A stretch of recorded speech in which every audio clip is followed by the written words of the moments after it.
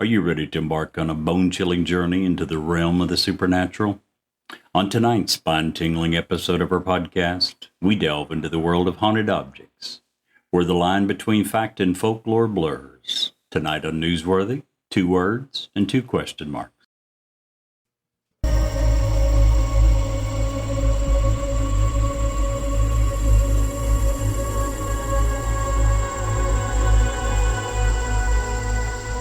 He's alive!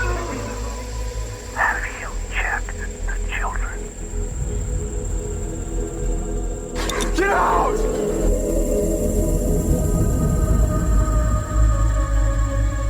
You have scoured the podcast world and finally found us, Newsworthy with Steve and Jerry, where we delve into all things mysterious, macabre, or out of this world, and decide if they are truly newsworthy. 2 words and 2 question marks.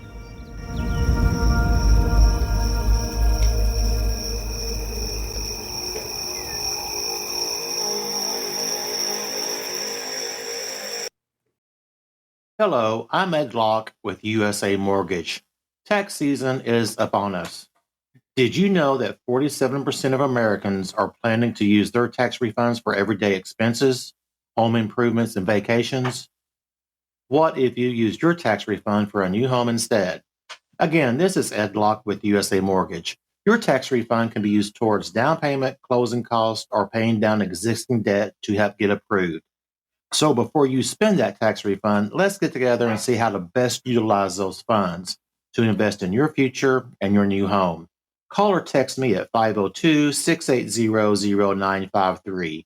Again, that's 502-680-0953. NMLS ID 448908, DAS Acquisitions LLC, doing business as USA Mortgage, NMLS ID 227262. This is not a commitment to lend. Additional terms and conditions apply. USA Mortgage is an equal housing lender. Hello, Mr. Steve. Good evening. Jerry, how are you, sir? I'm doing great and getting better. Well, at least you didn't say looking better. 'Cause Well, I that don't would be have a lying mirror. to our I'm audience. well, no. I'm sure I am that too. I just don't have the mirror in front of me to verify. Oh, you have me in front of you. Oh, okay. That makes it even better. That's what tends to make me keep my eyes closed. So. Just say it. Well, I'm a little sad today. We don't have Really? a guest this week. You're right. No We do Clay, not. no Sarah, no Brett, no nobody. And we It's just me miss and all you. of them. We miss all you guys. We do. So how was your week? Did you have a good week? Oh, Well, it was interesting, we'll say, to say the least. well, there's a lot to be said for interesting. At least it's not boring, monotonous, and Yeah, we ended up in the hospital over the weekend. That was fun. yeah, well, okay, that's monotonous is a lot better than hospitals. When I just thought I had a little infection in my elbow, went to the doctor and I was in Lexington anyway. I figured I'd run by the hospital, get some antibiotics, whatever. And they're like, within 30 minutes of getting there, they're talking about like surgery, and I'm like, what? Oh yeah, I'd definitely be like, give me that monotonous back. Yeah, right. So we got through it. No big deal. A couple bags of antibiotics. We're on the right track, so it's all good. Just had an elbow thing. Speaking of, just one of the OGs, one of our long time, probably our first long Double time or mochi? double Double. had a procedure done. We want to wish her the best, Oh, absolutely. speedy recovery. We love her, and we just want her to be 100% again. Absolutely. So you get work on getting better and healing up and all that good stuff. Yeah, I don't like it when our folk are not good. both you and Double are proving me 100% wrong when I said there's a lot of good things about interesting. It's not monotonous. And I'm going, damn. Yeah, I'd be hoping for monotonous over either of those. I had something interesting happen this week. What's that? I was at the grocery store, dude. I dropped a bag of flour. You did? This crap everywhere exploded. I asked the cashier for a broom and a dustpan. I'm not going to leave the mess. She told me to not bother. Turns out it was self-rising.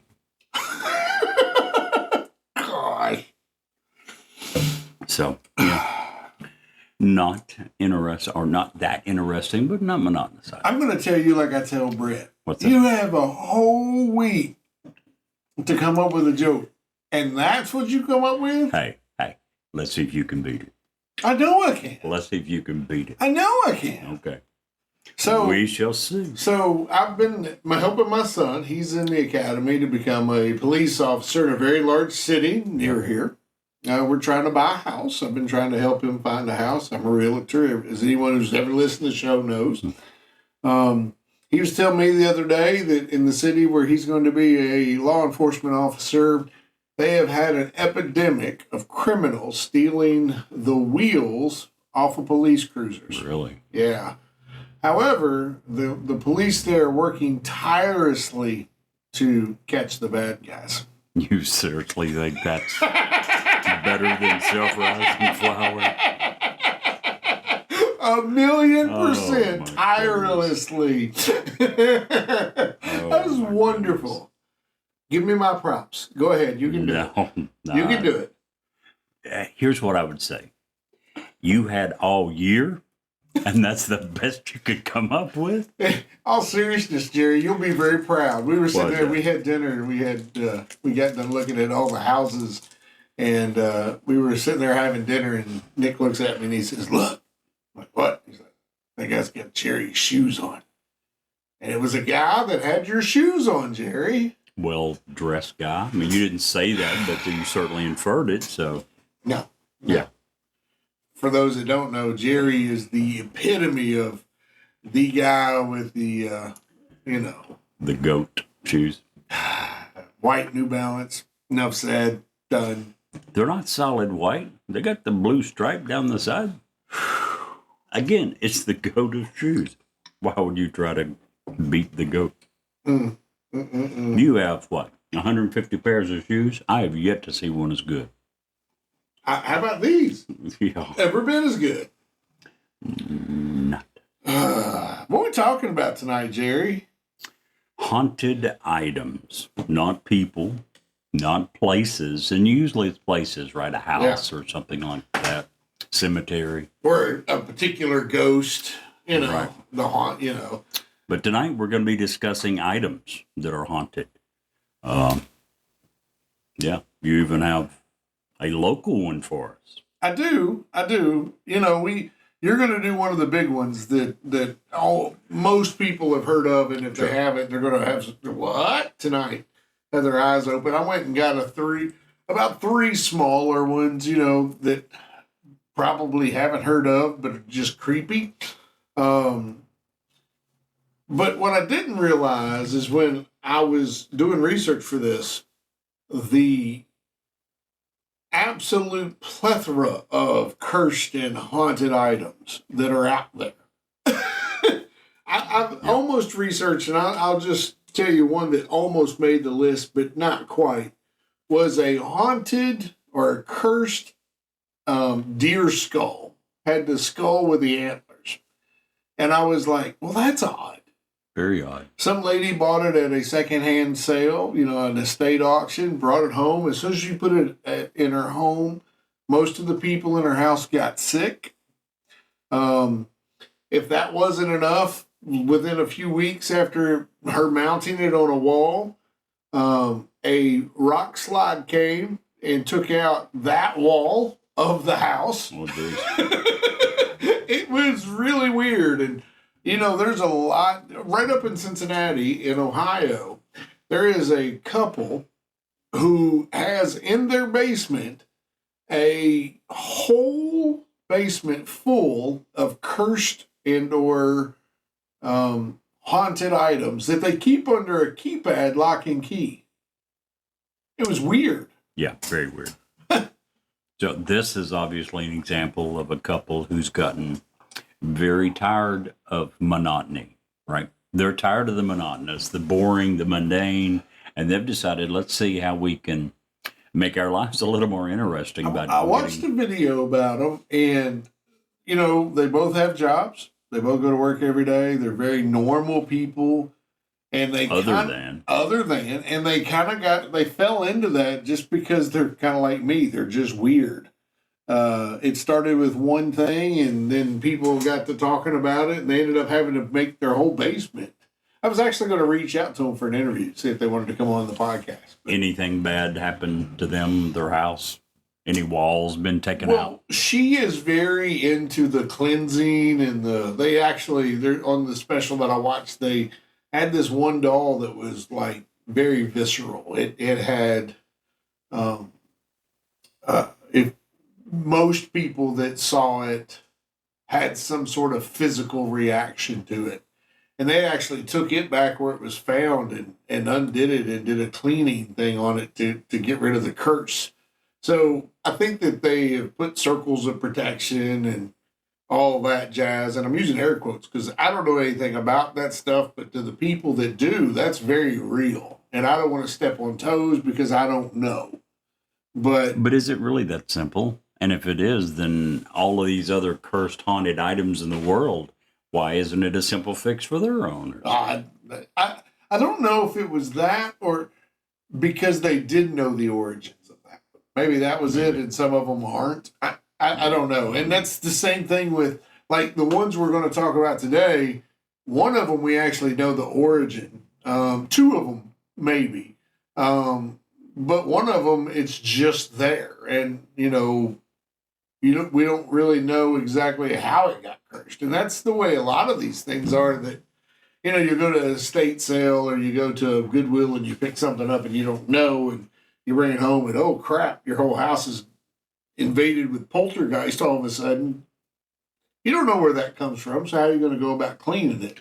No, but I'll tell you what I wouldn't do is, like the couple you're talking about, I wouldn't go get 119 other similar objects and say, I wonder if 120 is better than one. Just saying. Well, maybe. I don't know. But you said that as far as you knew that they hadn't had bad things happen, so during the interview that I saw, they didn't have any of those reactions. But isn't that part of the problem with these stories? If you don't exaggerate somewhat, if you don't add to the mystique, how well known is it? Are you helping the value? The item that I'm going to be talking about, it's highly believed that a few of the people made up a ton of the myths and legends that go along with it, simply trying to up its value. Their thinking being that even though it's bad press, it's bad things, that it's going to generate more publicity, it's going to get more people talking about it. So, again, we talk about this with a lot of the things that we discuss, whether it's UFOs or ghosts or whatever. There's certainly a portion of it that's BS. It just is. Right. People are making it up. People are trying to cash in and write a book or get their 5 minutes of fame or whatever. And being the skeptic that I am, that's usually one of the first things that goes through my mind is part of this just someone trying to manufacture big parts of the story. Yeah. Yeah. I try to be skeptical but I have a much more open mind to this stuff, which is probably why I've experienced more than someone who doesn't, who is completely, it's hogwash, but I really believe that a lot of this, how did I say this? If there's no monetary gain or fame game there, it's really easy to believe a lot of this stuff. If somebody's doing it to get notoriety or they're doing it to get money, sell a book, okay, yeah, that's probably hogwash. If they're just a normal person in conversation, they're not gaining anything from that. What are they gaining? To play devil's advocate for some of them, as I said a minute ago, it's probably nothing more than trying to get their 5 minutes of fame. Some Gotcha. people, I think, desperately crave that. Well, I'll start the show tonight. I want to talk about, and this article, this story actually comes from the Claremont Sun. It was written by a guy named Mark Hoover. And this is the local one. This happened supposedly just up the road in Frankfort, Kentucky. Basically, it's a story about a plantation owner, a murdered slave, and a wooden chest, and a curse that brought misery to the Cooley family. Sometime back in the 1840s, slave owner Jacob Cooley owned a large plantation just outside of Frankfort, Kentucky. Cooley's slaves considered him a very cruel and evil taskmaster. Once Cooley learned his wife was pregnant, he wanted a chest of drawers built for his newborn. He ordered a slave named Hosea, a skilled carpenter, to build it. Hosea complied and built a beautiful chest of drawers for Cooley's baby. Unfortunately, Cooley didn't approve of the final product. Angered, he beat Hosea unmercifully. Hosea actually died several days later. However, Hosea's murder didn't sit well with the other slaves, and among the slaves was what they called a conjure man, who practiced spells and curses in his homeland, and now in America. The slaves were not going to allow Hosea's death to go unpunished. A group of slaves got the chest away long enough to sprinkle dried owl blood and chant over the chest. The conjure man then placed a curse on the chest. The curse meant death to the future generations of the Cooley family members. Cooley didn't know about the curse. Had he known, he probably wouldn't have believed it anyway. He was probably you, Jerry. Although Cooley didn't like the chest, Probably. Although Cooley didn't even like the chest, he still placed it in the unborn baby's room. Cooley soon became the father of a new son, but any joy from Jacob or his wife was short-lived as the child died within days of birth and became the first victim of the Cooley curse. It's believed that this curse has killed at least 16 people. Here are a few other deaths associated with the curse. One of Cooley's sons was stabbed to death on the 25th birthday. His clothes were kept in that chest. The chest was given as a wedding gift to another couple. The bride died soon after the wedding from an illness, and then the groom died very shortly thereafter in an accident. Author Virginia Carey acquired the chest and used it to store her first baby's clothing. That baby also died. Carey requested help from a servant to remove the curse from the chest. A ritual to remove the curse involved a dead owl and leaves from a willow tree. Supposedly, the curse was lifted. If you're wondering if the chest is real or whatever became of the cursed chest, it's actually now cataloged with the Kentucky Historical Society. The chest of drawers is called the Conjure Chest, and it's actually cataloged under number 1980.20.1. The Society has actually owned the piece since 1976, although it is not kept on display for the public. So it's not sitting in anybody's house, and no one else gets to have the curse attached to them. How about that? Yeah. 16 deaths associated The with only one piece thing of about furniture. that I can't understand is when it got to the point that he believed something was wrong with it. It's a piece of furniture. It's a piece of furniture that he hated so much. He murdered the man that made it. Why didn't you take it outside and set it on fire? Right? Instead, he decided the smartest option is to keep it in his house. But first, he would need someone to undo the curse. No, they didn't undo the curse until like the 1970s. Oh, okay. Yeah. He actually, after his baby died, he allowed his older son to use it, Yeah. who also died. That's when he got rid of it. But again, if you have any linkage to that, why would you just not take it out and burn it? I agree with you. So at that point, 2 people were dead. How did it get to 16 before someone said, maybe we should set this bad boy on fire? Right? Some things just make you go, what the hell? What the hell? Yeah. Good one. Yeah. And this is, we don't know all the details. We do know that the item is real. It still exists. It's owned by the Kentucky History Museum? Kentucky Historic Society, yeah. Let me do one more before we get to yours. Go right. Because yours is big. And I want to give you all the time in the world. to cover it because it's kind of cool and it's, you know, it's crazy to think A little bit. all the things that are attached with yours. I want to talk to you a little bit about the Bassano vase. Have you ever heard about that? Never heard of it. This article comes to us from the Mysterious Objects. It's by the Gypsy. The Bassano vase is a curiously strange tale, surrounded in death. The vase was considered cursed by all those who possessed it, but seemingly cursed without explanation. In fact, no one really understands how or why it became so powerful or even where the curse originated. Also, unlike other haunted or cursed objects, the Bassano vase isn't available for scrutiny. In fact, it may be in your attic right now, as its whereabouts are unknown. There are no direct eyewitness accounts of the vase, only stories of its deadly power. From what is commonly known, the vase was a simple silver design. It weighed approximately 4 pounds, and was crafted sometime in the 15th century as a wedding gift. It has been listed on multiple websites as one of the most haunted objects known to mankind, but the lack of details on the origin continue to perplex even the most diligent of students.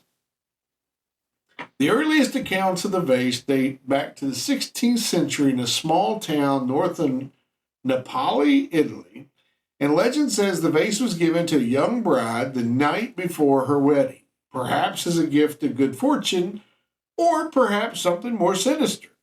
Unfortunately, the young woman never made it to her wedding. She was discovered dead the next morning. Some say it was murder, while others have no explanation. We're talking about the 15th century, so everything at this point's hearsay. Good point. It's likely that the latter has more credibility since there are no records of a murder investigation. The murder angle isn't always part of the story, but it will be examined and bantied about from time to time. Little information has survived about the bride-to-be or her suitor, including their names. So basically, it's an old tale at this point. But soon after the woman was returned, the Bassano vase was given to another family member, who also perished shortly after receiving it. It was once again passed to another family member and met the same unfortunate ending, another quick death almost immediately after taking possession of the vase.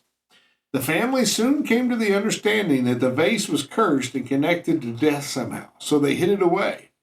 And there are several claims on how it was hidden away. Some say it was buried, others speak of it being hidden by a priest, presumably in an old church or holy resting place. Both versions could be true, for the tale takes an abrupt hiatus for hundreds of years. Just disappears. Well, What happened from the time the family departed with the Bassano vase permanently and its much later rediscovery is unknown. Although the family members stopped dying immediately after touching the vase. The Bassano vase remained hidden and resurfaced recently in 1988, bringing more hardship and death along with it. The tale of rediscovery tells how it was found by an unsuspecting young man who dug it up somewhere. And again, there's much frustration about the lack of specific details on locations and names. Some say his yard, other versions simply skip over where he found it altogether. It's also been said that the Bassano vase was buried with a note that said, "Beware, this vase brings death." If it were buried and it had a note in it, I'm pretty sure the note would have disintegrated during the 200 years it was buried. one would think. Apparently, this warning had little effect on the young man who unearthed it. He must have only looked at the financial ramifications of the item and disregarded the message. He quickly auctioned off the vase and the warning note, if it still existed, for $2,540 to a pharmacist. And we don't know the name of the auction house or the buyer or the man who made the discovery. However, the poor pharmacist died 3 months after he took possession of the vase. His family sold the vase to a doctor who himself died at age 37, only a few short months later. It was once again sold to an archaeologist who was a collector of artifacts. And guess what? Within 3 months, the archaeologist also died. He had a mysterious infection, hopefully not in his elbow. Yeah. The string of deaths hadn't gone unnoted, and the Bassano vase became unsellable. And if we were to believe the stories, at this time, a family member of the last victim is said to have tossed it out a window in an attempt to break free of the curse. Although the family was spared from further tragedy, the story doesn't simply end. The vase nearly struck a police officer who retrieved it with the intention of fining the person who threw it at it. It was said that the family accepted a fine for littering but refused to take the vase back. The police attempted to place the artifact in a museum, but word had already circulated about it being cursed, and so strong was the belief that no institution would accept it. This fact is somewhat difficult to comprehend since many of the world's Egyptian artifacts, King Tut's mummy and everything out of King Tut, that's all cursed. Museums have no problem taking any of that stuff. Yep. So, the Bassano vase was said to be once again buried at an undisclosed location, some say in a lead box. Others say in a holy ground of the cemetery, and others say both. As we can see, this story has changed 100 times. But if it is to be believed, if you see a 4-pound silver vase that looks like it was made in the 15th century, don't take it, run. Run fast. Run fast. Doesn't matter if it's interesting. This is a time when you're going to want the monotonous. Yes, you just want to chill. If it flies out a window and hits you, run. Can you imagine being a cop walking down the street, somebody throws a vase out a window and it hits you? I'd be a little mad. Yeah, I would say so. Absolutely. Oh, man. Whew. Some things in life. So tell us, Jerry, what are we talking about? What are you talking about tonight? Tonight I'll be discussing one of the most famous diamonds in the world, the Hope Diamond. Oh, Have you heard of it? yeah, no, I've never heard of the Hope Most Diamond. people have heard of the Hope Diamond. It's huge. That's what she said. To the Hope Diamond is a 45.5 carat blue diamond that was extracted sometime in the 17th century from the Collar mine in India. It was purchased sometime in the 1660s by French gem merchant Jean-Baptiste Tavernier in India in its uncut form. At that time, it was believed to be somewhere around 112 carats. So again, 112 carat, final product, 45 carat. After the diamond was cut, it was sold to King Louis XIV in, they believe, 1668. At that time, it was a 67 carat diamond. So originally 112 in its uncut form, cut, polished, sold to the King of France, 67 carats. It was stolen somewhere in 1792, and it was recut, they believe, in an effort to throw off the people trying to trace the diamond and disguise the fact of where it came from. And it was recut from its 67 carat form into the final 45.5 carat that we now know as the Hope Diamond. And it ended up as part of a diamond collection under the Hope name in an 1839 gem catalog from the Hope banking family, from whom the diamond's name derives. Now, it is currently in the Smithsonian's National Museum of Natural History, so if you would like to see it and you're in the Washington area, any idea? When you and the boys were in Washington, Saw it. Did you see it? Yep. Yeah, it's been on display for many years. It was very... Okay, so this is going to sound stupid, okay? From someone who doesn't understand gemstones and and all of that. When you first look at it, it's very underwhelming compared, because we had just came from the part of the Smithsonian with the dinosaurs. So you see these huge, big dinosaurs, and you're walking under them and through them in a lot of cases. And then you go into this room, and it's got this little bitty box, and it's got a big diamond. Well, it's the shape roughly of a large walnut. right. So yeah, And it's it's underwhelming compared to the size of a dinosaur. It's like, oh, okay, I've seen it. Next. I certainly could see that. I probably saw it. I don't recall seeing it. I've been through the Smithsonian different times, several times. It seems to me, and I could be completely wrong, could be remembering this completely wrong. I want to say it was in the corner, or at least the display was where you would go in on one, like into one door, and you go out a different door. So you kind of like walk around it to get to see it. And I was like, we all of us, me and the boys, were like, oh yeah. It just came. I don't even think we stopped to gawk. I was just like, oh, there it is. It just Pretty kept stunning. walking. Yeah. Yeah. If you didn't know its history, you didn't know its worth, you didn't know any of the other interesting facts behind it, it would just be pretty rock. Really. Yeah. I mean, it's okay. It's a diamond. It's a nice diamond. It's obviously worth some money. Any idea what it's worth? What would you No clue. If you had to 42 carats. 45 and a half. 45 and a half carats. I'll say 50 million.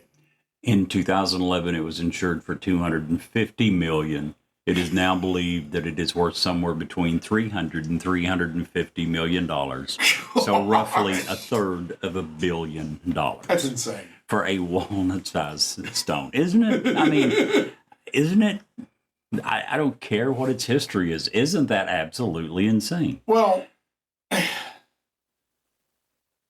as someone who likes space, and there's rumors that there are asteroids out there made of diamonds. Sure.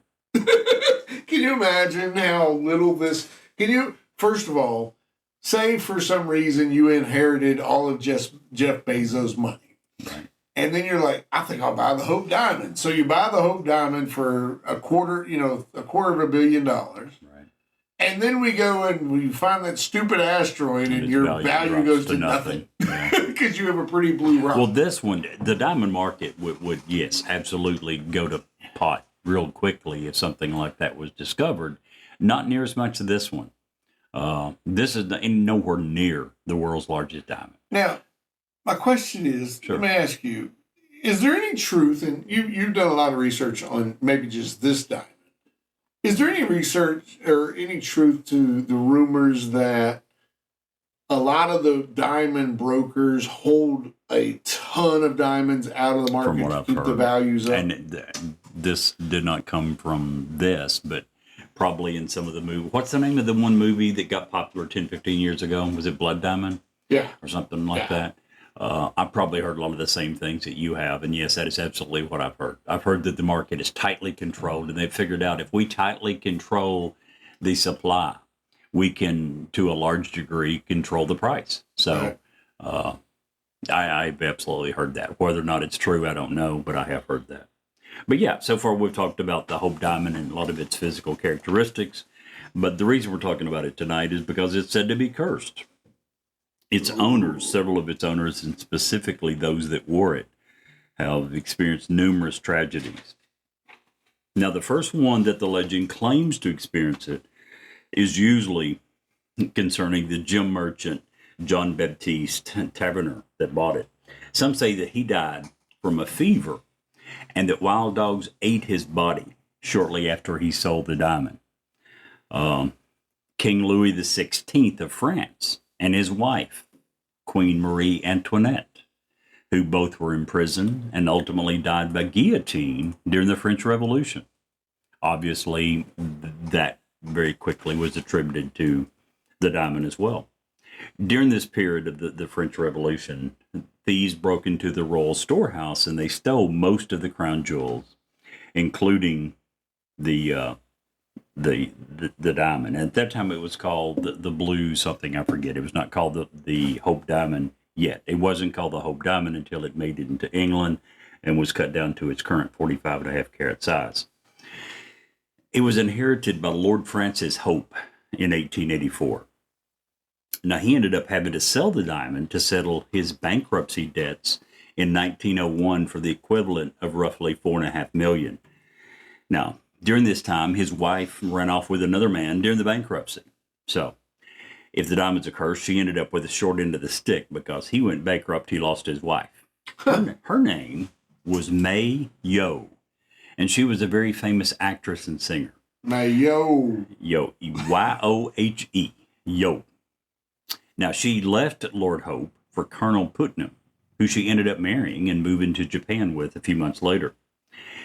Shortly after that, he had spent all the money that she had. Again, she's a famous actress, a famous singer. She was worth a considerable amount of money. Colonel Putnam had very quickly ran through everything that she had. When it was over, he sent her a note telling her that he was very sorry, but he had stolen all of her jewelry and had committed suicide, that he was dead. Now, he hadn't actually committed suicide. He wasn't dead. He just didn't want her chasing after him with what little she had left, which was her jewelry. But she did anyway. After going to the newspapers and telling them how that he had spent all of her money, he had mooched off her, he had taken everything she had, he'd stolen her jewelry, and claimed to have committed suicide, she found him living in London. She went to London to confront him. He then redeclared his love for her, threatened to end his life for good this time if she didn't take him back. And, of course, she did. He again very quickly went through everything that she had earned since he had last left her. By this point, she was in her early 40s. Her career had essentially evaporated. She was losing her voice, her looks, her career, money, and husband. And she ended up leaving him yet again, or he left her yet again. But she got married again, Captain John Smuts. Now, by all accounts, this time she married a good guy. But he became an invalid during World War I, where he was an officer, and she was once again forced to become the breadwinner of the family. When that was over, she ended up cleaning houses for the last 3 decades of her life. Wow. In her early 70s, she finally lost her sanity. Now, the diamond finally made its way into the Pierre Cartier family, the illustrious Cartier jewelers. And he eventually sold the diamond to the billionaire Evelyn Walsh McLean, whose husband or family owned the Washington Post, very well-to-do Washington, D.C. family. He lured her in with the story of how that John Baptiste Taverner actually had stolen the blue gem from the eye or the forehead of a statue of the Hindu goddess Sita. This story, while it's often still repeated to this day, isn't believed to be true. But he also told her stories of how Princess de Lamballe had died at the hands of a vicious French mob. He told her stories of how Sultan Abdul Hamid of Turkey had lost his throne and his life when he purchased the stone, and that one is believed to be true. And how a Russian count and actress was shot at on stage while wearing the diamond. Now, I'm not for sure what it says about a person.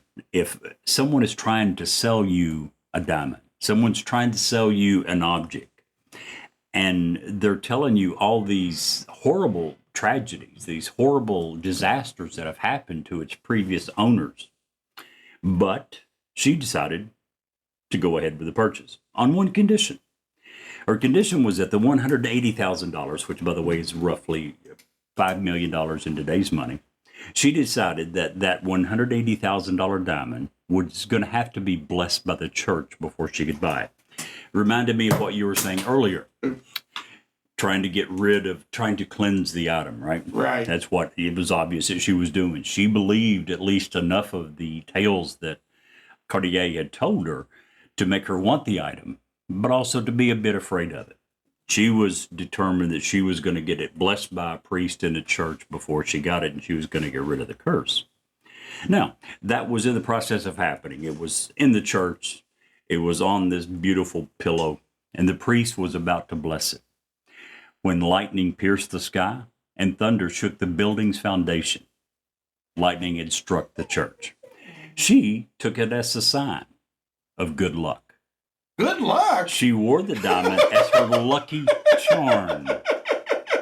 She claimed it was her good luck charm, even after her husband ran away with another woman, even after her son died in a car accident, even after her family business, the Washington Post, went bankrupt, even after her daughter died of a drug overdose. What? If that was her lucky charm, I can only imagine what an unlucky charm would have brought her. Oh my God. She finally passed away in 1947. She was deeply in debt. 1949, her jewels, including her entire jewelry collection, including the Hope Diamond, were sold off. Harry Winston ended up with the mysterious stone. He displayed it for roughly 10 years. He let the public enjoy its beauty. He then donated it to the Smithsonian Institution, where it still resides today, in the Harry Winston Room in the Hall of Geology, Gems and Minerals of the Natural History Museum in Washington, D.C. Now, before it arrived at its current home, it allegedly cursed one more man, the post-delivery man, who was tasked with bringing it, the diamond, to Washington, D.C., to the Smithsonian. After he made the delivery, he was in 2 auto accidents. He shattered his leg and suffered a leg wound, after which he lost his wife and dog to untimely deaths and suffered a house fire. So I guess the PSA for the day is be careful what you call your good luck charm. Lordy. That, by the way, that's a short list of the people and tragedies that are attributed to the Hope Diamond. The list, there's another 10 or 15 that just for brevity's sake I decided weren't quite as interesting and didn't go into, but it's literally a long list of people that supposedly have come into contact with it. Some of them we know were probably manufactured stories. Yeah. Cartier, we know, made up a few, trying to sell the diamond, trying to increase its historical value, if you will. Right. Even so, a lot of these we know what absolutely happened. We can't say for sure that it was because of the diamond. You know, the French Revolution was why King Louis XVI and his wife, Queen Marie Antoinette, were imprisoned and ultimately killed by guillotine. Would that have happened without the stone? Probably. But it's, you know, if you look at any of these, it's most of these, you could probably explain it away. When you begin to put it all together, I certainly would not want to possess, much less wear the diamond. So, even at $250 million with a B dollars, Roughly a third. It was insured in 2011 for I $4 give you this stone. You're not going to wear it? I would probably attempt to very quickly sell it. I'm not saying I would give it away. You're not gonna saying I model would it, though? refuse it. I would not model it. No. Well, it's not Would you? It's not your color anyway. Blue? Yeah. I'm a Kentucky fan. Of course, blue is my color. What do you think about Mark Pope? You excited? I think Mark Pope was probably as good a hire as we could get at this point. Yeah, I agree. Am I excited? A little bit. I think he's going to bring some old school values back to Kentucky. I think the one and dones will probably be kind of over for a while. I think he'll have some people stick around Probably. because he's not known to recruit the McDonald's All-Americans all the time. But Well, he also came from a school where that probably wasn't a Available. possibility. yeah, So if he has those quality students or athletes and they're upfront and say, you know, I'm only interested in being there for 1 year, do you honestly think he's going to turn them down? No. I don't either. I mean, they're too good. No, I don't think he will necessarily be like Calipari and look exclusively for that. Right. Calipari took it too far. He was to the extent he was saying, we want them to leave in 1 year. It was almost a disappointment if they didn't. Yeah. So that's taking it too far. I don't think he'll be anything like that. Do I think he'll do a good job? Yes. Do I think in the first 5 years he's going to have a winning percentage anywhere near Calipari's? I think Calipari was around 77%. That's pretty good.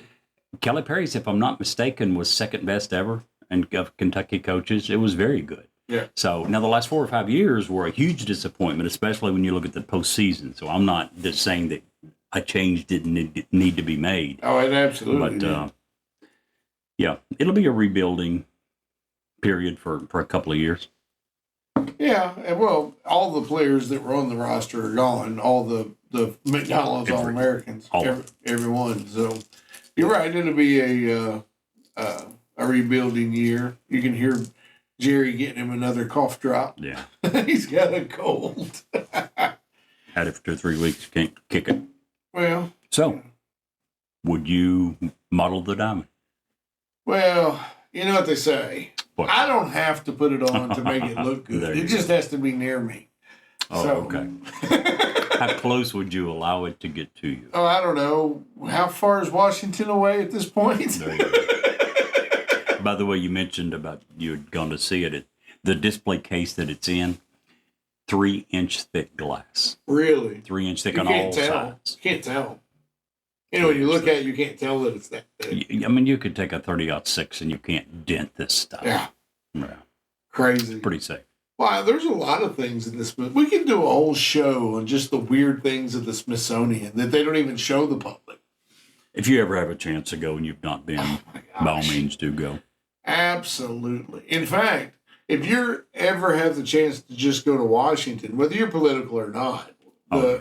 Absolutely. there's so much to do there, and most of it's free of charge because it's the nation's capital. It is awesome. It is. I mean, I would go there 5 more times, and I would like to go one trip just to spend the entire week at the Smithsonian. Oh, you can You easily can do it easily do it and still see not a small half- fraction Right. of what's there. So, Absolutely. but the mall is awesome to check out. It's, you know, when we were there the last time with the kids, we got to see President Obama land. We got to see, you know, how they bring the helicopters in on the White House, and Right. they're all, you know, doing the whole red cup thing, so you don't know Yep. which one's which as they're landing down. And you know, I wasn't a fan of Obama's, but he's still the president, and it Absolutely. was a really cool thing to see, and I'll never forget that. So Absolutely. there's just so much to see and experience in Washington that you literally can't go anywhere else in the world and do. Very true. I very much enjoyed my time got there. Don't really have another time for another cool spooky thing, but if you all have time, you should definitely look up the Myrtle's Plantation Mirror. That was going to be my last story. It's creepy as junk. If you believe the things that you say, it's one of those mirrors that if you look at it, it doesn't take very long, but you'll start seeing things in the mirror that are not on this side of the mirror. Long story short, it's down in Louisiana at the Myrtle's Plantation. It's How still many there. times would that have to happen if you owned the mirror One. before you took the biggest rock you could find and smash this thing into a million? Oh no, I pieces? wouldn't smash it into a million pieces because then I got a million mirrors in my floor. I'm taking the whole mirror There outside you go. and getting rid of it. It wouldn't take long, It'd take one time. whether it's a mirror or a chest. It's not going to kill 16 members of my family before I destroy it. Some of the things that I researched for this episode, and just honorable mentions, if you will. The painting of the crying boy. Have you heard about Yep. that? Yep. So that's one that actually went to print, and they printed hundreds of prints, legitimate prints of this, and it went out to all these houses. People bought it. It's a very famous painting. Look it up. But not long after those prints went out, houses started burning down. And the entire house would burn to the ground. And the only thing unscathed in many of these was this particular print. It got to a point that firemen will not bring this into their own house. That's saying something. There it is. I have a really cool story similar to that, and What's that? we have just a few minutes, and I want to share this with you, Jerry, because just thinking about it has got the hair standing up on my arms. Right. Well, tell I us. used to live in Cynthiana, Kentucky, back in 95, 96, somewhere in that ballpark. We had a massive flood. Okay. Flooded half the town because the river runs through right in the middle of the town. Now, my grandfather lived 5 blocks from the river. The river sits about 20 feet down inside the river basin, if you will, before it comes out of the banks. Flooding had happened there a lot. It had never, my grandfather's 70 years of living in his house had ever got to his house. This one flood in 95, I want to say it was 95, 96. Somebody will correct me, I'm sure. The water came all the way up to his house. And my grandfather owned 3 shotgun houses. One of them he used for storage. It was an old house. The other 2 he had connected at the back of the houses. And that was his house, one big house. Okay. So the connection, and I'm saying all this, there's a reason. So the connection between the 2 houses sat lower than the houses themselves. Okay. Okay. So when the water came in, there was 6 feet of water inside there of his houses. A couple things that were really creepy. Okay. There you could see on the ceiling where the water was swirling inside the house. Okay. So it was, it was moving. It wasn't just stagnant water. It was Right. 2 things in that house that was really bizarre. So in that connection, which sat lower than the rest of the house, everything in there was ruined save one thing. There was this picture of the Washington Capitol, which was a 3D rendering. It was old. It looked opaque. I can't really give you a good visualization of it. It's really hard. It was a 3D oval picture of the Capitol building. That was my grandma's. Okay. And she had passed, 10, 12 years prior to this flood. That picture and the wall behind it was dry. Go figure. In the front room, basically like the dining room where the front door was, you come in, there's the dining room. There's set a chest, like a china cabinet that had the old leatherback Bible inside it. Everything in the china cabinet was ruined. I mean, there was 2 feet of mud in the floor of this house. That Bible was dry. So, do objects hold things, or do things from the other side hold objects? I absolutely believe that's the truth. And I've seen that with my own eyes. The Bible, I don't know whose that belongs to. I don't know where it went to in the family lineage. I think my brother actually has the Painting. The painting. It was more like it wasn't really a painting. It was a 3D like rendering. It was weird. And it was like a snow globe on the wall, sort of the Wow. Capitol. Huh? Well, Yeah, it was really weird. It was a neat, cool, big, probably this big around, 2 foot long, foot wide, something like that. mm-hmm. But in a room where everything else is wet, that was completely dry. No way to explain it. No way. None. But anyway, that's what I got. So yeah, do things from the other side sometimes hold on to things or vice versa? Absolutely, I believe that. I would say you do. So for me, haunted and cursed items get a big thumbs up. I would have to give it a thumbs up as well. I just Absolutely. there's too many there's too much out there. It's kind of like you always say, 1 or 2, we can write that off. There comes a point when it's not easily written off. Right. But just not. There's too much coincidence. Anywho, That I agree with.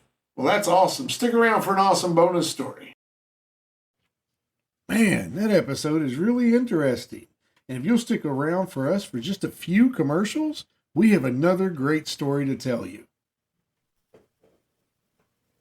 Hi, this is Ed Locke with USA Mortgage. When it comes to buying a home, the process can be overwhelming and confusing. With so many options, it can be hard to know where to start. That's why it's important to work with a certified mortgage loan originator.